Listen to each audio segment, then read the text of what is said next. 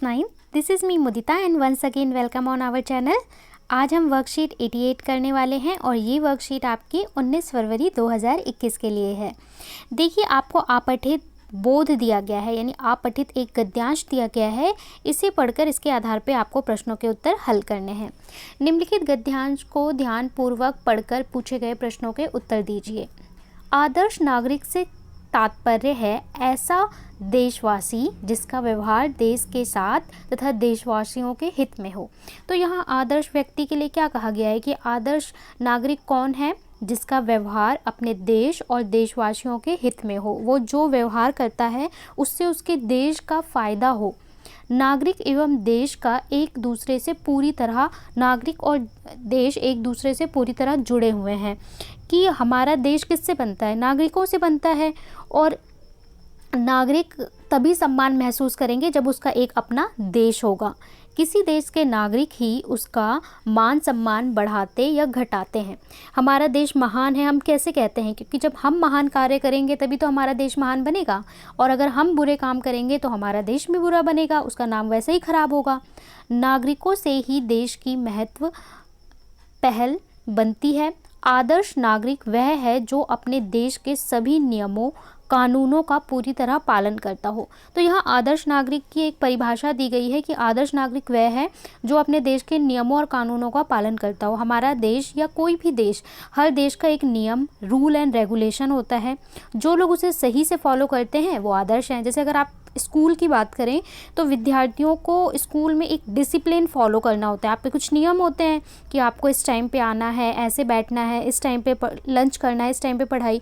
तो उन सबको जो फॉलो करते हैं उसे क्या बोलते हैं? एक आदर्श विद्यार्थी बोलते हैं। तो उसी तरह आदर्श नागरिक की बात की गई है।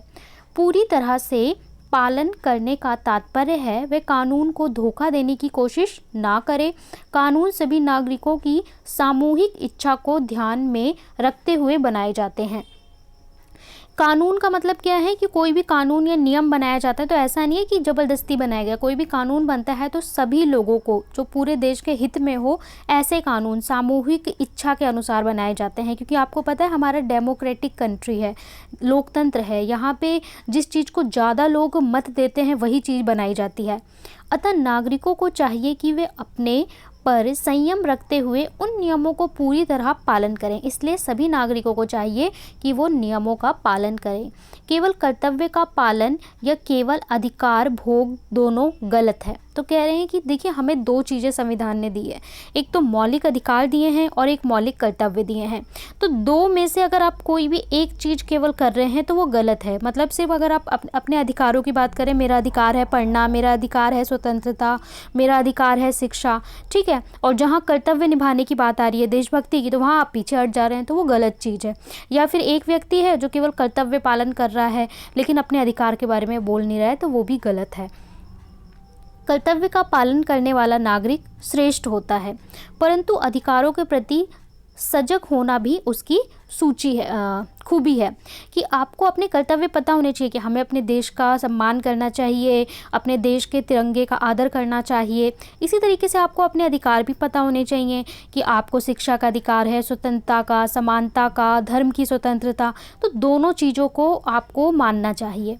नागरिकों को चाहिए कि वे देश को से मिलने वाली सुविधाओं में नियम अनुसार अपना हिस्सा मांगे। उन्हें राज्य से मिलने वाली सहायता, सड़क, बिजली, पानी आदि का मूल सुविधा के लिए सजग रहना चाहिए। तो इसके अलावा जो आपको दिया जा रहा है, चाहे वो केंद्र सरकार की तरफ से हो, राज्य सरकार की तरफ से हो, ये नहीं कि हम नहीं लेंगे, लीजिए। अगर वो आपके लिए बिजली, पानी या कोई भी योजना लाते हैं तो उसका फ़ायदा उठाइए। जैसे कि लड़कियों के लिए कितनी सारी स्कीम्स हैं, लाडली स्कीम, सुकन्या समृद्धि योजना, इसी तरह बहुत सारी योजनाएं हैं जिनके बारे में आप लोग जानते भी नहीं हैं।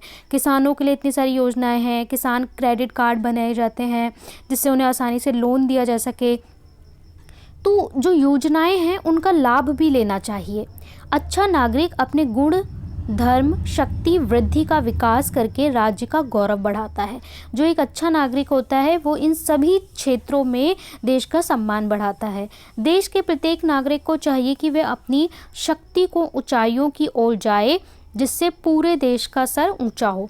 तो आप सभी को चाहिए या हर व्यक्ति को चाहिए कि अपने देश का सम्मान बढ़ाए और जो आपकी प्रतिभा है, आपकी शक्ति है, उसे सर्वोच्च स्तर तक ले जाइए, क्योंकि जब आप ऊपर उठेंगे ना तो देश भी ऊपर उठेगा। जिस दिन आप कुछ महान कार्य करते हैं तो ये देश भी महान बनता है। ठीक है, कोई खिलाड़ी अच्छा खेलता है तो क्या बोलते हैं, भारत का खिलाड़ी है। कोई पदक लाता है, कोई जीतता है, कुछ भी करता है तो क्या बोलते हैं, देश के बारे में बोलते हैं। अब यहाँ पे आपको प्रश्न दिए गए हैं, 5 प्रश्न दिए गए हैं, एक एक करके इनके उत्तर भी देख लेते हैं। प्रश्न में बोला है अच्छे नागरिक की क्या पहचान बताई गई है। अच्छा नागरिक अपने गुण, धर्म, शक्ति, बुद्धि का विकास करके राज्य का गौरव बढ़ाता है। ठीक है, ये एक अच्छा व्यक्ति, अच्छा नागरिक कहलाता है। कर्तव्य पालन नागरिकों के लिए क्यों आवश्यक है। कर्तव्य पालन नागरिकों के लिए इसलिए आवश्यक है क्योंकि इससे देश में कानून व्यवस्था बनी रहती है तथा देश का गौरव बढ़ता है।